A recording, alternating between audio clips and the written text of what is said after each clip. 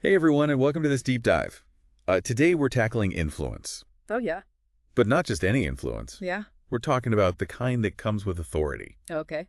and how that can sometimes, well, it can go sideways, Right. even with really smart people. Yeah, and that's what's so fascinating. Yeah. We just automatically trust these people, Yes. these experts in, Right. in one specific field, Right. but then they start venturing into areas. They get a free pass. They do get a free pass. They do because they're brilliant over here, so they must be brilliant over here. Exactly. And the source that we're looking at today is really digging into this. Okay. And honestly, it's a bit eye-opening. It makes you think, how often are we just blindly accepting information? Right. Especially in this day and age with social media. Exactly. Everyone has a platform. Everyone's an expert. Everyone's an expert on everything. Yeah, and this piece actually highlights this idea of overreach of authority as like a major problem. Right.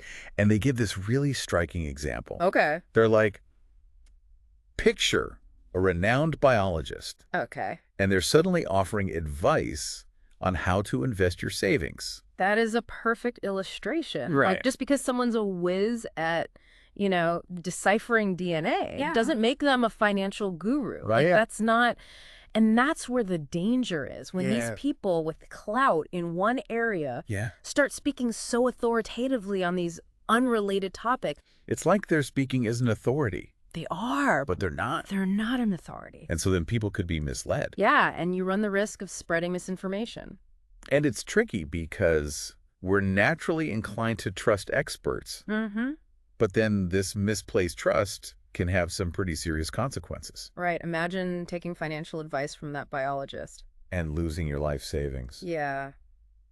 It's a sobering thought. Yeah. And, beyond the potential for harm, Mhm. there's another layer to this. When experts dedicate their time and energy to topics outside their field, Yeah. it can actually dilute their expertise. Oh, so it's not just about them giving bad advice Right. in a field that they don't know. Mhm. It's that they might become less focused Exactly. and less effective They spread themselves too thin. in the field that they actually are an expert. Precisely. Now add to that the pressure these influential figures feel But yeah, to stay relevant. to stay relevant. And you've got a recipe for potential disaster. Because it's all about being engaging these days, Mhm. right? Yes. The source talks about this concept of outrage fatigue. Okay. And it's like we're constantly bombarded with so much information Right. that we become desensitized to the basics. It's a phenomenon we've all experienced. Like, Yeah. we crave the novelty, the It's just controversy, doing us the something. things that shake us out of our routine. So these experts, these thought leaders, Right. they're almost forced to up the ante Mm-hmm. to give us something new and exciting, even if it means straying from their area of expertise. Right. Or worse, promoting ideas that might not be entirely sound. And that's where things get really slippery. Okay. You start to see fundamentals being neglected in Well, favor of the latest fads. the shiny new object. Yeah, the shiny objects. Okay, so we're prioritizing entertainment over genuine knowledge. That's right. Hold on, though, before we get too carried away with the doom and gloom here. Mm-hmm.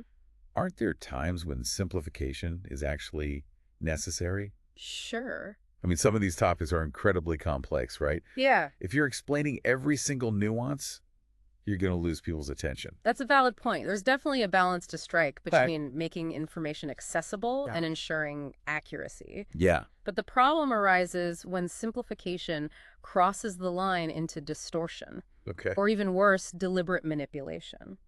So how do we as consumers of information Right. navigate this tricky terrain? Yeah. How do we know when the simplification has gone too far? That's where critical thinking comes in. That's And what- frankly, it's more important now than ever before. Okay. And the source actually provides a few strategies Okay. that we can all use to become more discerning consumers of information. Okay, I'm all ears because Yeah. it's easy to feel overwhelmed and Sure. just tune out when everything feels like noise. Absolutely. Right.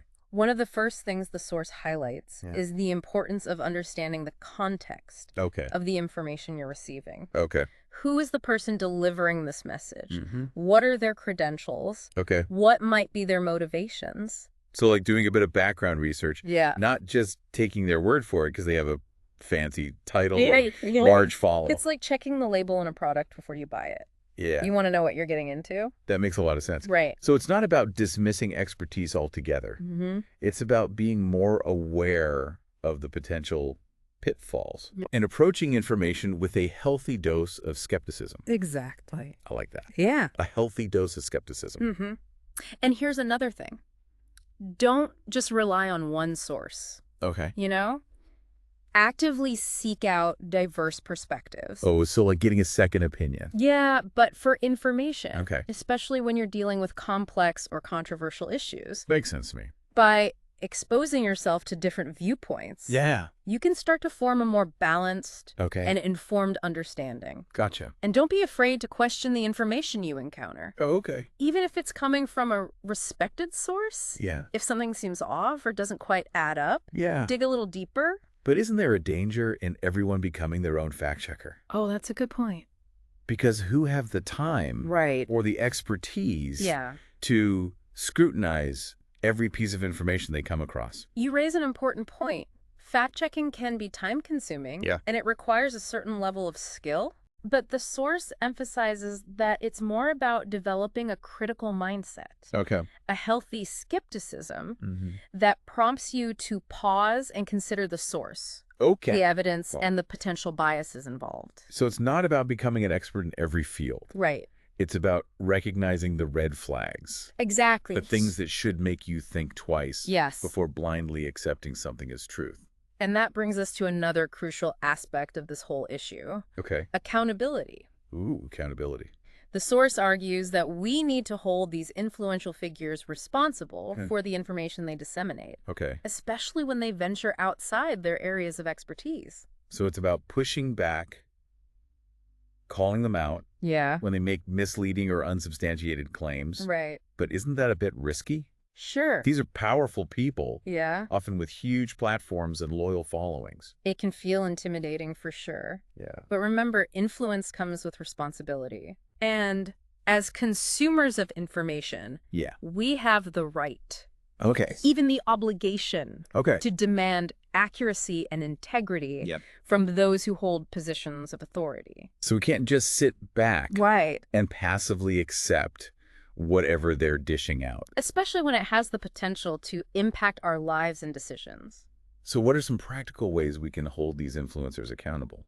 Well, the source offers a few concrete actions we can take. Okay. One is supporting organizations that are cool. dedicated to fact-checking Okay. and debunking misinformation. So subscribing to fact-checking websites, Yeah, donating to investigative journalism, exactly. putting our money where our mouth is Right. when it comes to demanding truth and transparency. And then there's the power of social media. Oh, social media. If you see an influential figure spreading misinformation Okay. or making dubious claims, Mm-hmm. don't be afraid to call them out. Okay. Share fact checks, Yeah. engage in respectful debate, and encourage others to do the same. So using our own platforms, Yeah. even if they're smaller, Mm. to amplify the truth Exactly. and to challenge those who are abusing their influence. Collective action can have a significant impact. I like that. It feels empowering. It is empowering. Yeah. And beyond those external actions, Okay. there's a lot we can do internally, Okay. starting with our own media literacy skills. Okay. The source emphasizes the importance of learning how to critically evaluate sources, Okay. identify logical fallacies, Mhm. and recognize the tactics often used to manipulate or mislead. So like becoming more aware of the techniques used to spin information, Exactly. to present things in a way that might not be entirely accurate. Precisely. The more informed you are about these tactics, Yeah. the less susceptible you'll be to their influence. Like developing an internal BS detector. That's a great way to put it. Yeah. Because it's true. We're bombarded with information from all sides. And it can be incredibly difficult to discern what's true, But wait, what's partially true, and what's outright fabrication. it's a lot. It is.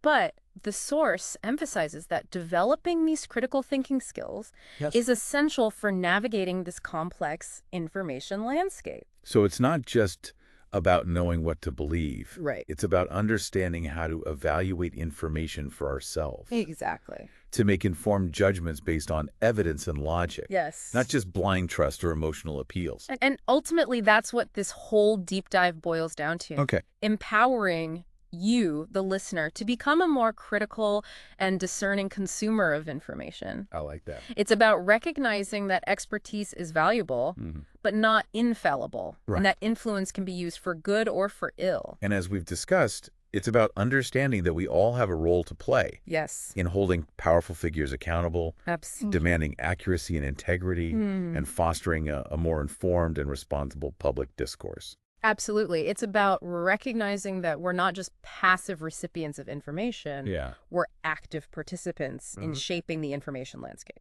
Okay. All of this is giving me a lot to think about. Good. But before we wrap up, Yeah. the source mentions some broader consequences of this trend of unchecked influence. Right.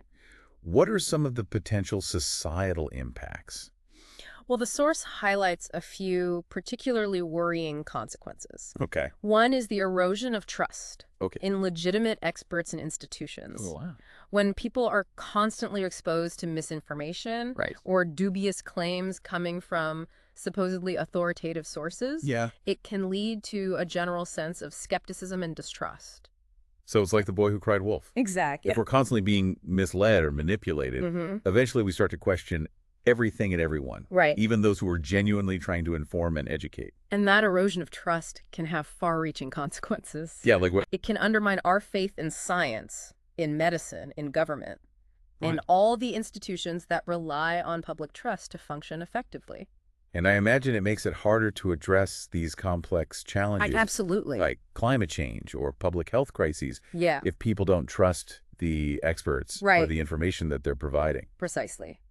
When misinformation and distrust run rampant, it creates fertile ground for polarization, conspiracy theories, and ultimately societal division.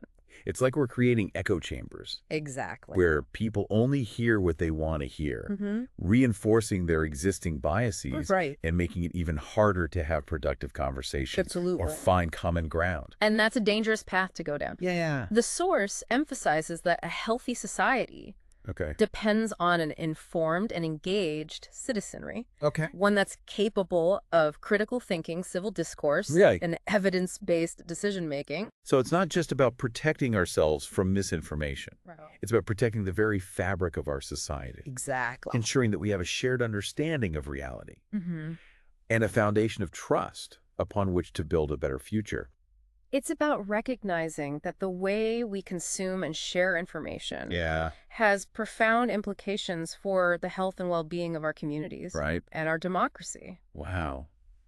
This deep dive has taken some unexpected turns. It has, hasn't it? I started out thinking we were just going to talk about experts overstepping their bounds. Right. But it's become so much bigger than that. It really is about understanding the dynamics of influence, how easily we can be swayed, and the importance of being critical, informed, and engaged citizens in this increasingly complex world. It feels like a call to action. It is. A challenge to be more mindful of the information we consume. Absolutely. The sources we trust, and the impact our own voices can have in shaping public discourse. It is a call to action. And the good news is, we're not powerless in this situation. We have agency, we have choices. I like that. And we have a responsibility to use our voices and our actions to promote truth accuracy and a more informed public sphere. It's interesting. We often talk about education and critical thinking. But this deep dive really drives home how crucial those skills are these days. It's true. It's not just about knowing facts. It's about knowing how to navigate this constant flow of information and make sense of it all. Learning a whole new set of literacy skills for the digital age. It's like learning a new language. It is. The language of influence, persuasion, online rhetoric. And frankly, it can feel a bit overwhelming. Like, where do you even begin? Well, the source actually offers some encouraging advice for those of us feeling overwhelmed by all this information. Start small. Focus on developing a few key habits. That can help you become a more discerning consumer of information. So instead of trying to become like an expert fact checker overnight, we can start by incorporating some simple practices into our daily routine. That's right. Give me an example. Okay, one that I find particularly valuable is the practice of lateral reading. Lateral reading. Essentially, it's about opening up multiple tabs when you're researching a topic. So instead of just reading one article or website, you're looking at several different sources simultaneously, comparing the information they present, and looking for any discrepancies or inconsistencies. So it's like triangulating the truth. Exactly. Getting multiple perspectives to see if they align. Yes. Or if there are any red flags that might indicate bias or manipulation. Exactly. I can see how that would be helpful. Especially when you're dealing with a controversial topic or something you're not very familiar with. But another habit, pay attention to the About Us section. Yes, the About Us section. About Us section. Spend a few moments learning about the organization. Okay. Or the individual behind the information. Okay. What's their mission? What are their funding sources? So looking beyond the surface. Right. Understanding the context. Yes. The motivations behind the information. Because let's be real. Yeah. Everyone has an angle. Everyone has an angle. Right. Recognizing those angles. Yeah. Those underlying agendas. Can help us evaluate information more critically and avoid being swayed by those subtle forms of manipulation. This is all starting to click. It's not about being cynical or distrusting everything. It's about having a healthy skepticism. It is. A critical eye allows us to engage with information in a more thoughtful and informed way. And that's ultimately what empowers us. Yeah. To be active participants in the information ecosystem. Exactly. Not just passive consumers. Yeah, it's not just passive. So we've talked about the dangers of unchecked influence. Mm-hmm. We've explored some strategies. We have. For becoming more discerning consumers of information. Right. And we've even touched on the broader societal implications. That's right. But as we wrap up this deep dive, I want to leave you with a final thought. Okay, what's that? It's this. You have more power than you realize. Okay. You have the power to choose what you believe. Right. What you share and who you trust. I like that. You have the power to demand accountability from those in positions of authority. Yes. And you have the power to be a force for truth, accuracy, and a more informed public discourse.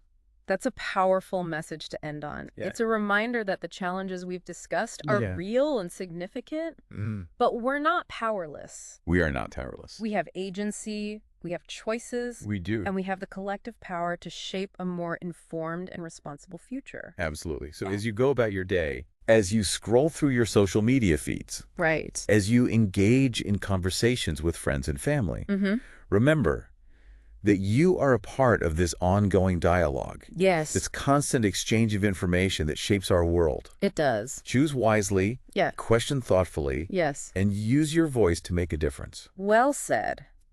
It's been a pleasure exploring this topic with you. Likewise. And to our listeners, thanks for joining us on this deep dive. Yes, thank you. Until next time, stay curious, stay informed, and stay engaged.